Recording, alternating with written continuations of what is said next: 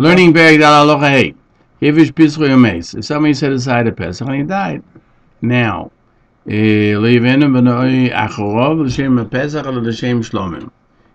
son should not bring it afterwards for Pesach, only for Shlomim. So Rashi explains, because the Pesach that the owners died, and you have no one on it. And so when you sanctify the korban and he doesn't use it after you dial it, it has a din of Shlomim. But if the son was also counted on it, he can bring it to Shem Pesach, his Pesach, and he can add other people. When is this so? If his father died after the 14th of Nisan, in the afternoon, after Chatzois, Aval, Koidim Chatzois, he died before Chatzois, Nidchel Pesach Sheni, then it is pushed off to Pesach Sheni of Neshu Oinen. The sun in the morning became an Oinen, even though in the afternoon is also an Oinen, but there's a difference according to the Rambam between becoming an Oinen in the morning and an Oinen in the afternoon. Kamoshi Yizvar, as we'll see in Perek Vav Halacha Tes. But basically, the way I understand it is because in the morning, before the mitzvah comes, he's an Oinen, therefore the mitzvah doesn't take effect, and in the afternoon, the mitzvah was there already, and then he became an Einan, so therefore he can bring it. But if it was before Chatzos, he has to bring the Korban Pesach for Pesach Sheni if it's still within the year. So I guess the Mishnah says that this is going according to Rashi in the Gemara Psachim 98a. There's a price of Tana Rabbanan. Somebody sets aside a Pesach when he dies. If his son is appointed on it with him, his son can bring it for a Pesach. If his son had his own Korban Pesach, he should bring it for a Shlomim. So to get more questions, the price is not understandable. If it's talking when his father died before Chatzos, even when his son is on it, he can't bring it because his son is an Oinen. And we learned in Tzadik Aleph, Oinen cannot bring a korban boiser and sheikhna leim b'fnei atzman. If they're the only ones on the korban, you can't slaughter for them. And if it's talking where his father died after Chatzos, how does he write that the son is not counted on it? He should bring it as a shlomim. Chatzos decides whether the korban is a Pesach, and since it was pushed off from being a korban Pesach, it's pushed off from also from being a shlomim. So the Rav Ashi answers that the Bryce is talking about when his father died after Chatzos. The Bryce is the opinion, like Rav Shimon, therefore, when he's with his father on it, since it's Chatzos, he had an obligation of Pesach before he became an Oinen. You slaughter for him. We're not afraid. Maybe he'll become Tomei and he won't be able to eat it at night, because at night he's no longer an Oinen. But when he's not counted with his father on it, Chatzos establishes that the korban is a Pesach, and even though you can't bring it,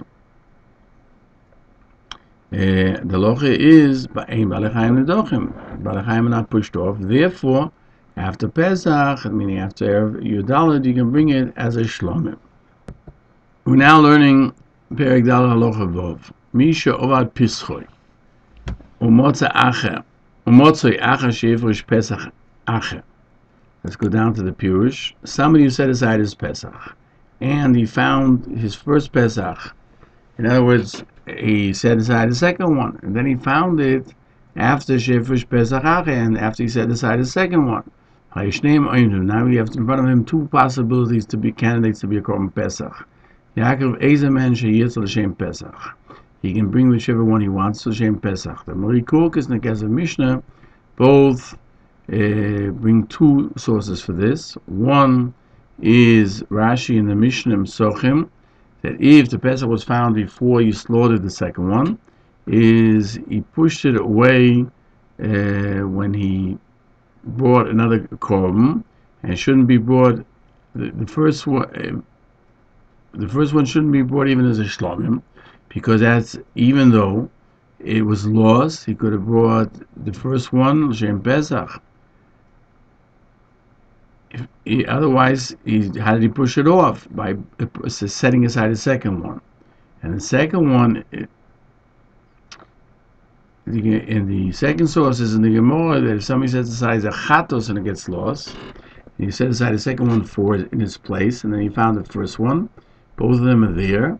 One of them can be brought, and the other one has the din of a chatos that is chayiv misa, that he can bring by kochim whichever one he wants. This is the source that he can bring whichever one he wants. And the Lechem Mishnah points out why does the Rae Korkus go so far to find a source from a chatos. There's a brisa by Pesach itself in Yuma 64a. If you set aside a Pesach and it gets lost, and you set aside another one afterwards, and then you found the first one, both are there, he can bring whichever one he wants. That's what the Chacham say. Al-Razi says you should bring the first one.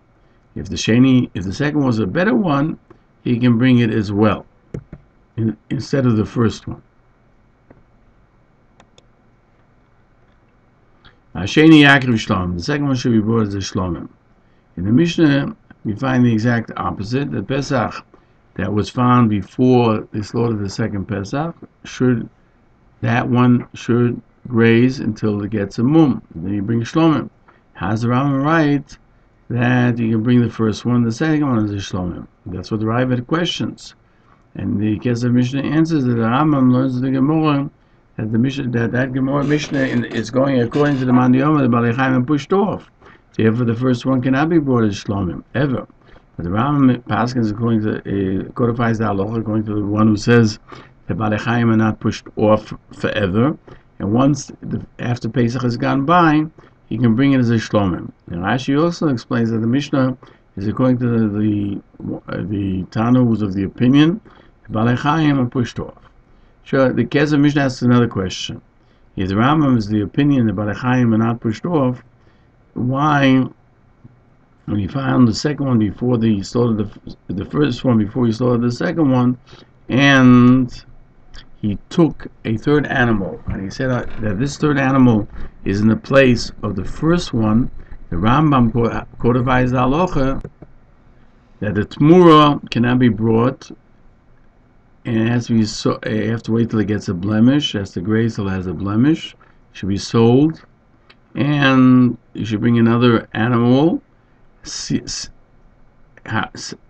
we see the first one after was brought could be brought as a Shlomim, and the Tmura of the first one should be like the first one. You should be able to bring in a Shlomim. Why therefore is it more different than the first one itself? Because the Mishnah explains, therefore the Rambam himself explains that Tmura, the exchange of the third for the first, is not brought because you can bring the lost one for Pesach or the Shlomim, and it doesn't have a specific kedusha to attach itself to, and therefore the Tmura is sort of a questionable kedusha because we don't know what it is. Is the Pesach or Shlomim, and that's what causes it not to be able to be brought, and not because Balei Chaim nidochim or are not nidochim.